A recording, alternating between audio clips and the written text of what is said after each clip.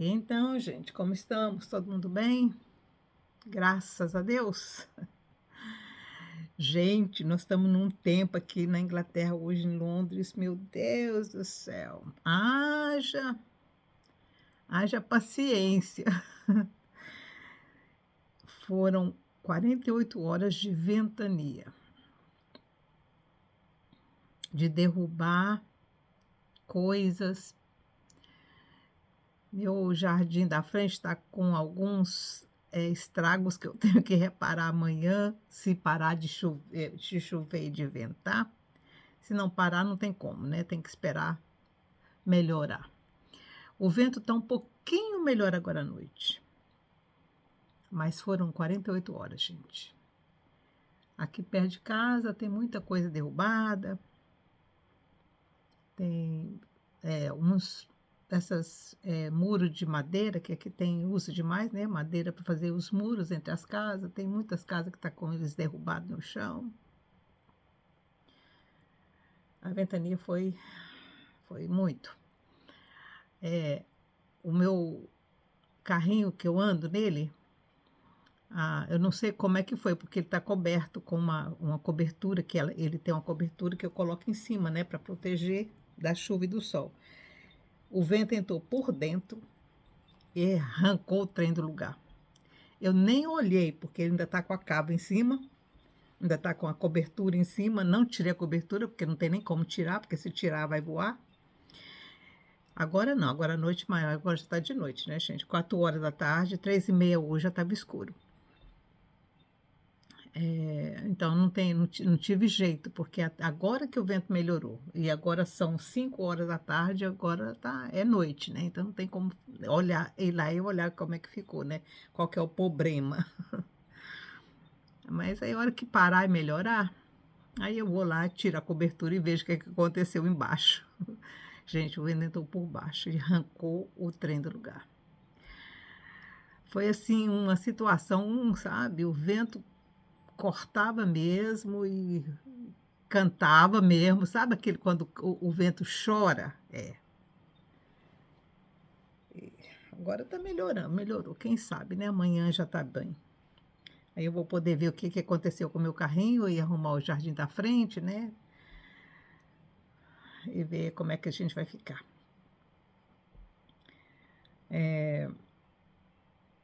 A Síria caiu, né, o governo da Síria caiu, o homem forte da Síria teve que fugir, agora ninguém não sabe onde ele está, porque de repente o avião do homem sumiu.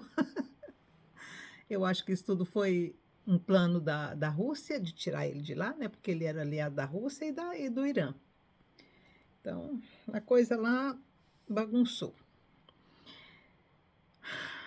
Mas graças a Deus, porque isso aí deve ter sido plano já dos Estados Unidos, Irã, a Turquia, quem mais? A Arábia Saudita, deve estar todo mundo por trás disso para abafar o Irã, porque agora o Irã perdeu a Síria.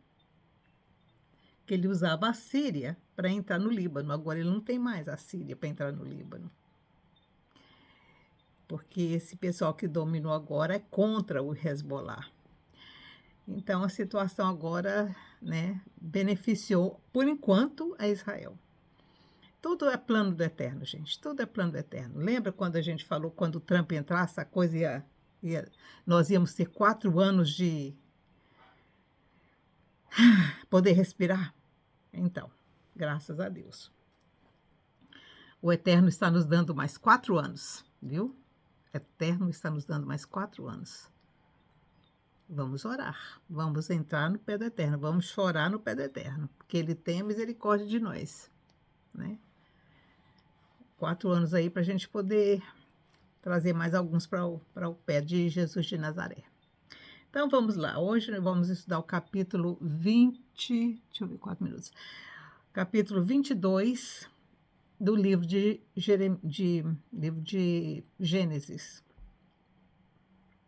Gente, é uma outra situação complicada. Na verdade, só confiando muito no Eterno, mas muito no eterno, para não olhar essa situação que nós vamos estudar hoje e pensar: tem alguma coisa errada com isso. Mas, como nós não temos poder de julgamento contra o eterno e contra as atitudes e contra os propósitos e contra os métodos que o eterno usa, quem somos nós? É igual o profeta falava, que o barro vai falar para o olheiro? Lembra quando o eterno falou para o profeta Jeremias para ir, desce lá na casa do oleiro e olha como é que ele faz o barro, como é que ele faz o vaso. Lembra? Pois é. Quem somos nós, barro, para falar com o olheiro? O que você está fazendo? Foi isso que o Eterno falou para Jeremias. Porque Jeremias tinha os mesmos questionamentos que eu tenho. Ele também tem. Ele tinha, né? Os mesmos questionamentos que eu tenho hoje, que você tem. Então, essa situação que vamos estudar hoje é um desses pontos em que ai, ai, eu tenho que me olhar como barro e dizer: tu és o oleiro, o barro sou eu. Vamos lá. Capítulo 22 do livro de Gênesis. Agora eu fico. Bereshit, que é o nome do livro em hebraico, né? Então, agora eu estou tendo uma dificuldadezinha de lembrar que é Gênesis, mas é Bereshit. Versículo 1. E aconteceu depois destas coisas que provou Deus a Abraão. Lá vem. E disse-lhe: Abraão. E ele disse: Eis-me aqui. E disse: Toma agora teu filho, o teu único filho, de Sara, Isaque, a quem amas, e vai-te à terra de Moriá, e oferece-o ali em holocausto sobre uma das montanhas que eu te direi.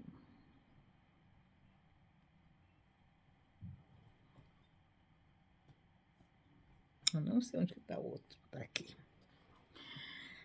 Então, gente,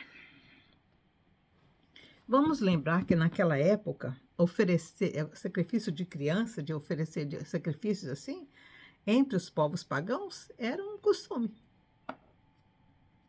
Não só na época, não só ali naquela região, como também aqui na América do Sul. Já haviam pessoas na América do Sul e na América do Norte, e também hoje eles estão encontrando carcaças, né?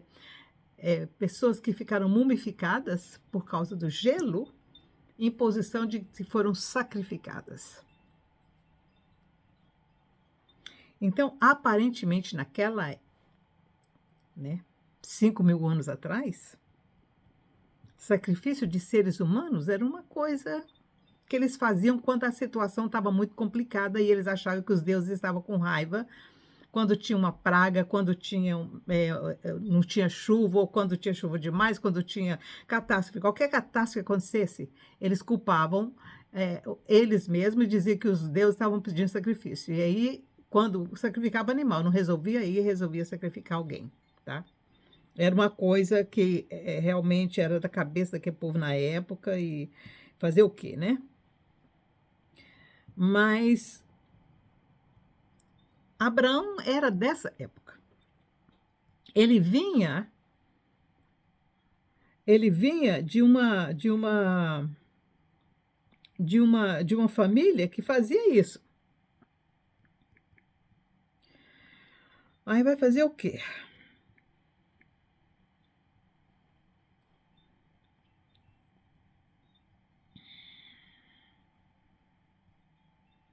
Eu vou ver aqui o mapa para ver, para a gente saber.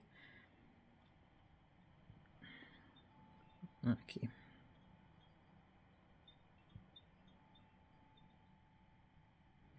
Vamos ver onde que é a terra de Moriá, gente, para a gente poder ter uma ideia de quanto que o Abraão andou. Eu não estou achando aqui um lugar. Terra de Moriá.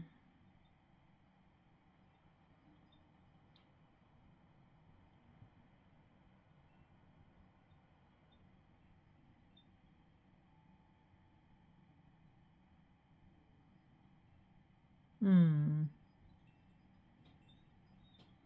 não estou achando aqui não, deixa eu ver. Voltar, Moriá, terra de Moriá, Abraão. Eu vou botar Abraão, porque aí.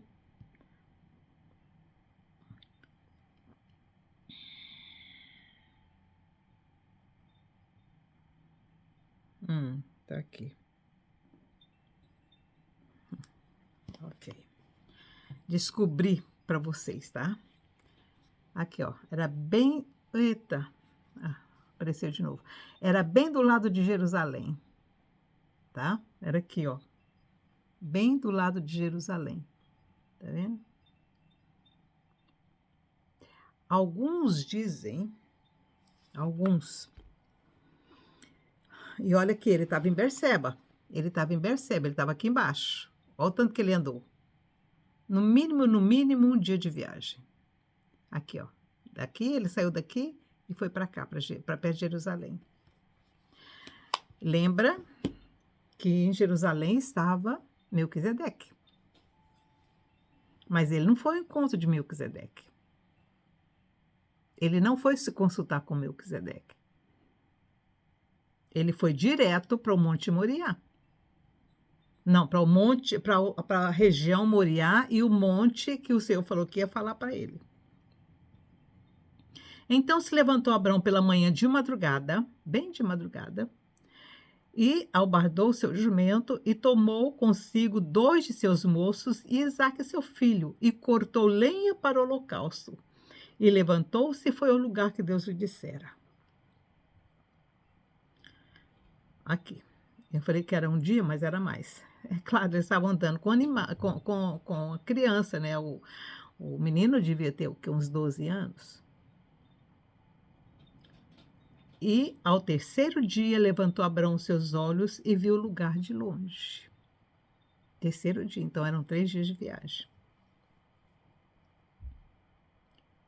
Os moços, por certo, foram para levar o mantimento, para levar, porque eles por certo, eles arrumavam a tenda para dormir à noite, né?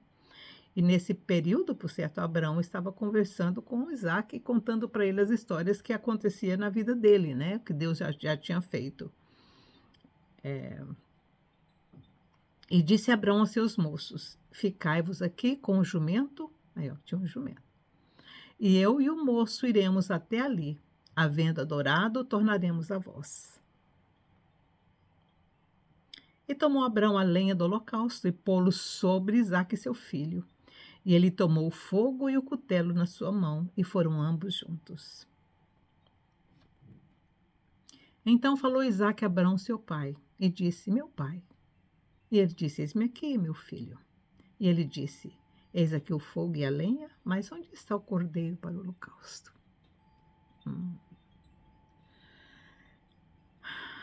My God. Meu Deus, eu não imagino o coração de Abraão como ele estava. Abraão devia estar questionando toda a sua vida. Ele devia estar questionando tudo, gente. Ele deve ter pensado assim: como é que você está me pedindo meu filho, se isso era uma coisa que você me fez sair da terra? Porque quando o Eterno falou para Abraão, falou assim: Abraão, sai da tua terra, da tua parentela e vai para o lugar que eu vou te mostrar. Ele tirou Abraão dali justamente por causa desse costume, por causa dessa idolatria, por causa desse oferecimento de holocaustos de seres humanos, e por isso que o Eterno tirou ele dali. E ele devia estar questionando tudo isso. Como é que você me tira da terra do meu pai por causa desses rituais, por causa justamente desses costumes e dessa forma de adoração, e agora você está me pedindo a mesma coisa? Você não faria esse questionamento? Olha, gente, estar na pele de Abraão ali, naquele momento, seria muito difícil. Abraão tinha que ser muito barro para não entrar em desespero e dizer: ó, você quer saber de uma coisa? Eu vou ficar com meu filho e você fica com tudo que você quiser. Eu quero meu filho.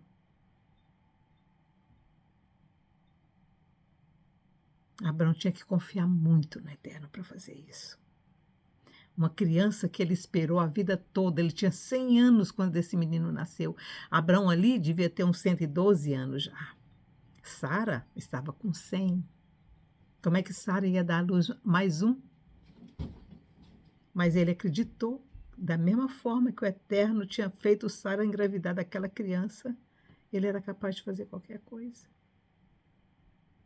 Por isso que Abraão é tido como o pai da fé, porque ele acreditou diante de todo, ele confiou e obedeceu diante de todos os argumentos, de todas as dúvidas, de todos os medos que ele tinha.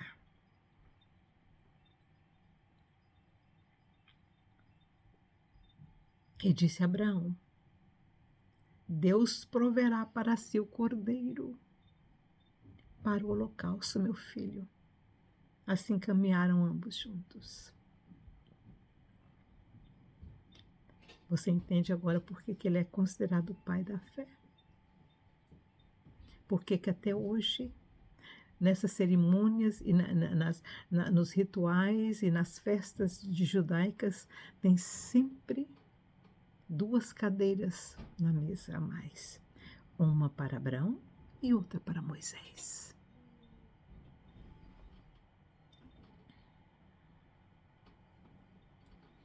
E chegaram ao lugar.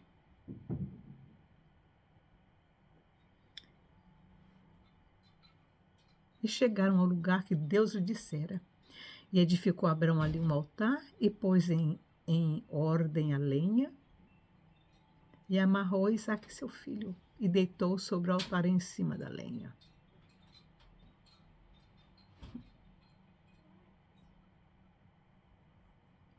Gente, Isaque devia olhar para o pai dele e falar: o que você está fazendo?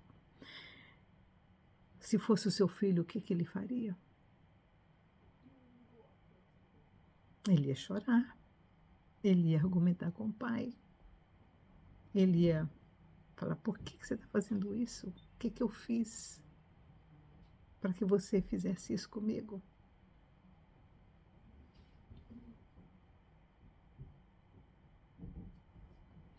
Esse lugar em que Abraão foi sacrificar o filho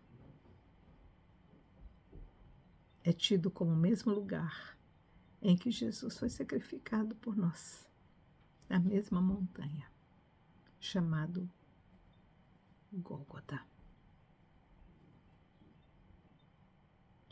Esse nome Gólgota significa sofrimento, significa resgatar. Gólgota significa matança, sacrifício. Eu estava ouvindo o estudo de um rabino sobre isso outro dia. Justamente o lugar em que Abraão levou seu filho Isaque. Por isso que eles falam que Isaque é a representação de Jesus de Nazaré. Só que no caso de Jesus de Nazaré, ele não foi poupado, não apareceu um cordeiro lá. Ele era o cordeiro.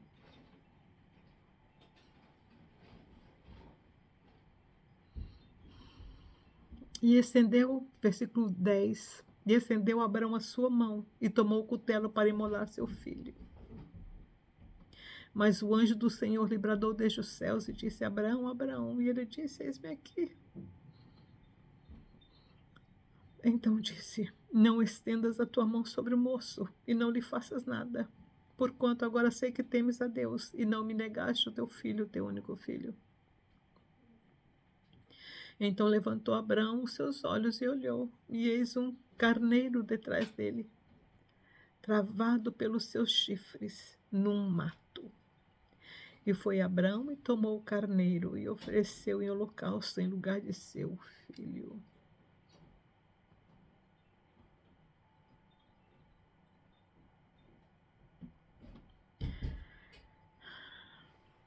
O cordeiro deve ter escapado,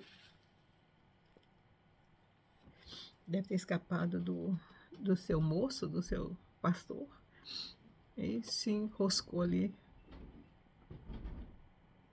E por certo Abraão ouviu o berro dele, né? E chamou Abraão.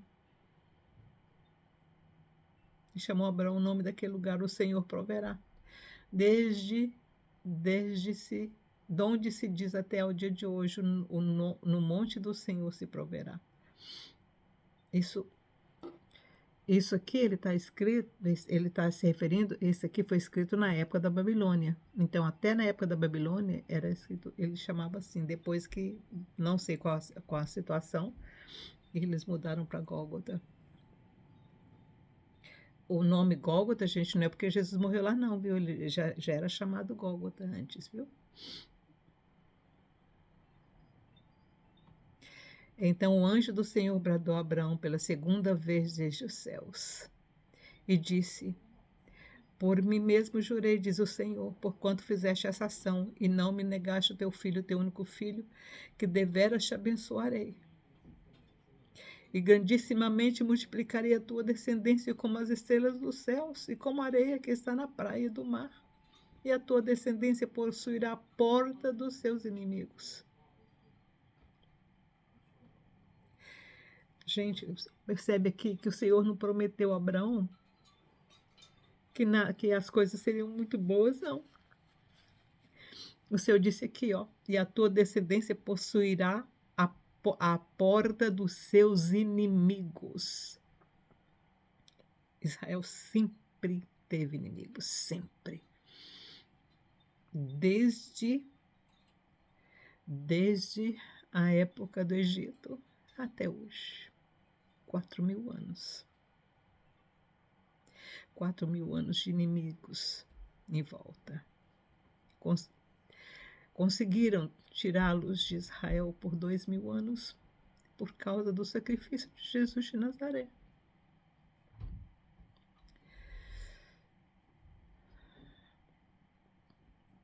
Eles chamaram para eles mesmos essa desgraça, né?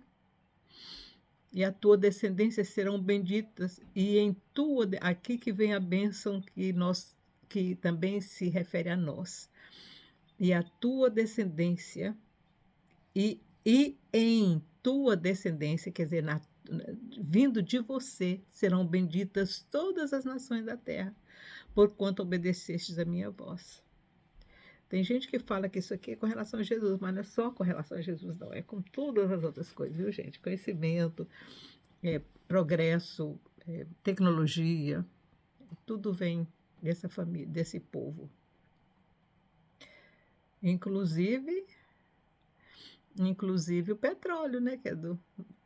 Que é de Ismael. Porque aqui, ó, e em tua descendência serão benditas todas as nações da terra, porquanto obedecesse a minha voz, não era só por causa de Isaac, era por causa dos outros filhos também. Todos eles saíram de Abraão. E todos eles saíram, só não Ismael. Ismael, ele não... Talvez essa também seja uma das diferenças entre Ismael e Isaac. Ismael, ele foi concebido antes da circuncisão. Tá? Antes da circuncisão. A circuncisão só foi estabelecida depois de Ismael. Agora, Isaac e os outros filhos que nasceram depois já foram depois da circuncisão.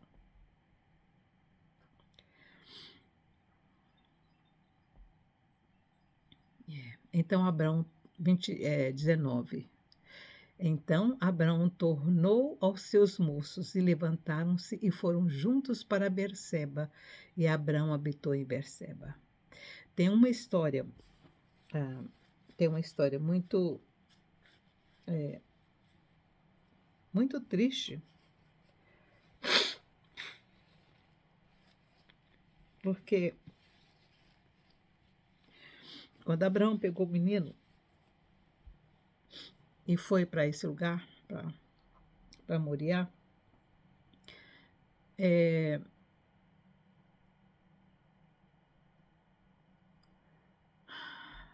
Sara ficou muito chateada.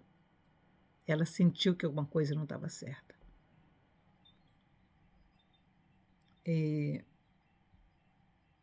Segundo a tradição,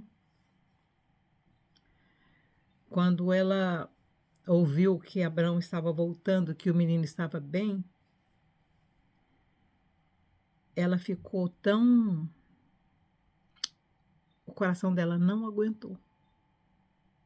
Porque ela pensou que ia ficar sem um filho. Ela falou, alguma coisa está acontecendo, alguma coisa, porque Abraão estava muito sério quando saiu, Abraão estava muito chateado. Lembra que os meninos dormiam com as mães, né? Então ele foi buscar o menino e ela ficou, ela sabia que alguma coisa estava acontecendo, ela sentiu isso. E ela ficou muito perturbada, muito perturbada. Então, depois dos dias, né? Porque, gente, foram 7 dias. Foi 3 dias para ir, o tal do dia do sacrifício. Quando eles voltaram, eles, por certo, dormiram, porque foi, né? Já não era tão cedo. 3 dias para voltar. No mínimo foram 6 dias, 7 dias. Sara estava sofrendo esses 7 dias. O menino nunca tinha deixado a Sara. O menino sempre esteve perto dela. Ela nunca tinha tirado o olho do menino. Então, segundo a tradição, quando as servas falaram, Abraão está vindo e o menino está bem, ela morreu. Segundo a tradição. Porque ela pensou que nunca mais ia ver o filho. E ela adoeceu depois disso. E sucedeu depois dessas coisas que anunciaram a Abraão, dizendo, eis que também Milca deu filhos a Naor, teu irmão. O seu primogênito, e Bus, seu irmão, e Quemuel, pai de Arã.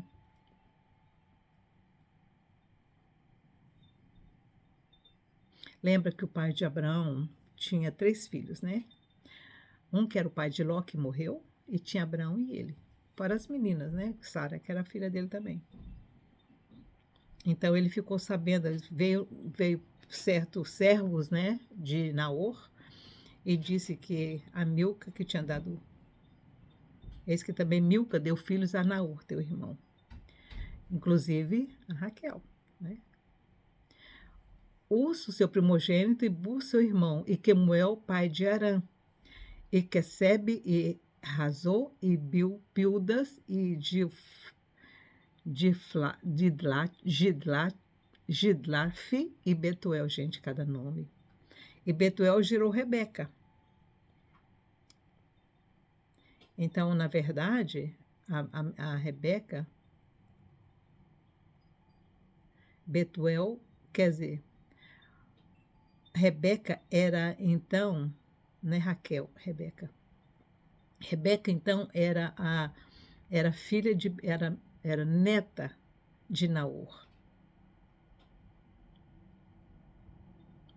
que era o Betuel, que gerou a Rebeca. Esses oito deu à luz Milca, Naor, irmão de Abraão, e a sua concubina, cujo nome era Reumá, ela lhe deu também a Tebá, Gaã, Taás e Maaca.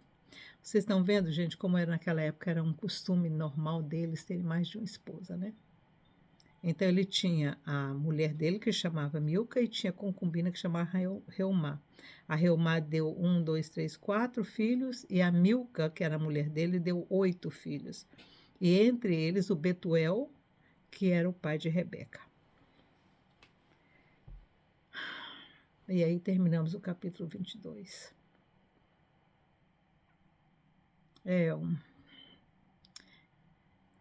Muitas coisas para a gente absorver, né? Muitas situações para a gente É que a gente, quando lê a Bíblia, a gente pensa que era assim, a gente romantiza a coisa, a gente não olha a coisa como ela na verdade é. Mas quando a gente começa a ler e analisar, a gente vai percebendo que a vida deles não era fácil, também tinha as mesmas lutas e as mesmas indagações e os mesmos questionamentos que as nossas vidas hoje têm. Então, eles não eram nada melhor e nada pior do que nós. Todos nós somos barro na mão do oleiro. Abraão era um barro na mão do oleiro. E Abraão também tinha seus questionamentos, e Ismael também tinha seus questionamentos, e Isaac também tinha os seus questionamentos. Aquilo que eu discuti com você, que a gente falou ontem, quando no vídeo passado, quando Abraão despediu Agar, sem nada, eu fiquei impressionada com aquilo. Como é que pode? Com tanta riqueza que esse homem tinha, como é que ele não deu um animal para ela, ou um servo, ou uma serva para acompanhá-la? Então, são situações assim em que você olha hoje e pensa, não estamos tão mal assim, né? Não estamos tão mal assim. Temos os mesmos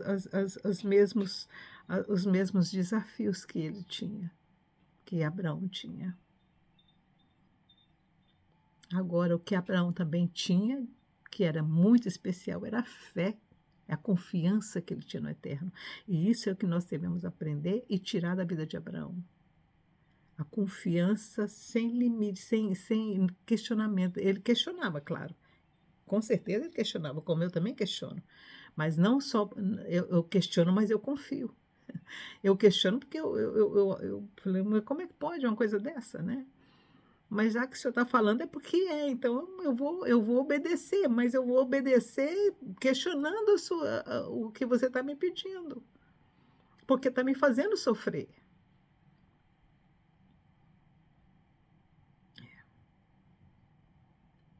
Mas também no sofrimento é que nós crescemos, né?